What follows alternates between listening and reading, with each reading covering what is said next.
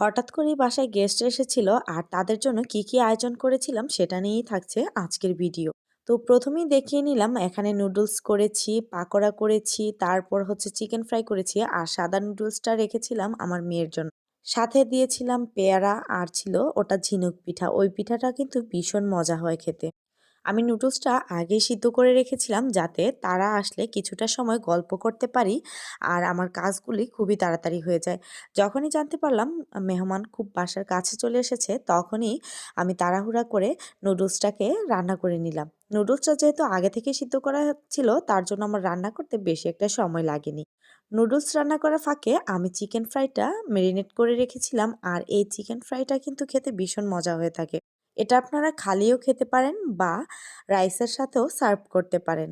আর এইদিকে নুডলসটাও হয়ে গেল আর অন্য চুলায় আমি চিকেন ফ্রাইটাকেও ভাজতে বসিয়ে দিলাম, কারণ চিকেন ফ্রাইটা একটু সময় নিয়ে আস্তে করে ভাজতে হয় যাতে করে এটার ভিতরটা ভালোভাবে সেদ্ধ হয় আর উপরটাও ক্রিস্পি হয়।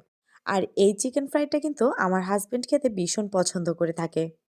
আর ভাবতেছিলাম যে এই কয়টা আইটেম করব এর মাঝে আর কি দেয়া যায়, তখনই মাথায় আসলো যে একটা আলুর পাকোড়া করে দেই।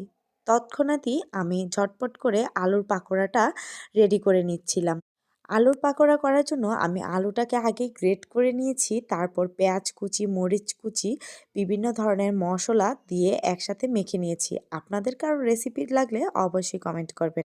আর এইদিকে হচ্ছে দুধটাকে জাল করে নিয়েছিলাম দুধ চা বানানোর জন্য। তবে দুর্ভাগ্যবশত তারা দুধ চাটা না খেয়েই চলে গিয়েছে, কারণ তারা খুবই তাড়াহুড়া করছিল যাওয়ার জন্য। ভারী কিছু করিনি, কারণ তারা সন্ধ্যার নাস্তাটাই করবে, রাত্রের খাবার তো খাবে না তার জন্য। আর এই তো আলুর পাকোড়াটা বানানোর জন্য সবকিছু দিয়ে একসাথে মাখিয়ে নিচ্ছি। আর এগুলোই ছিল আমার সিমসাম আয়োজন। আর এই আলুর পাকোড়াটার প্রশংসা তো তারা বেশ ভালোভাবেই করে। তাদের কাছে নাকি আলুর পাকোড়াটা সবচাইতে বেশি মজা লেগেছে। আর যেকোনো পাকোড়া বা ভাজাভুজির শেষে যদি আপনারা ম্যাজিক মসলা দেন তাহলে ওই পাকোড়া বা ভাজাভুজির স্বাদ কিন্তু দ্বিগুণ হয়ে যায়। তো এই তো একদিকে চিকেন ফ্রাই, একদিকে পাকোড়া সবকিছু ভেজে নিলাম। এইগুলি ছিল আমার আয়োজন। তো আমার ভিডিওটি কেমন লেগেছে অবশ্যই জানাবেন। ধন্যবাদ সবাইকে। আল্লাহ হাফেজ।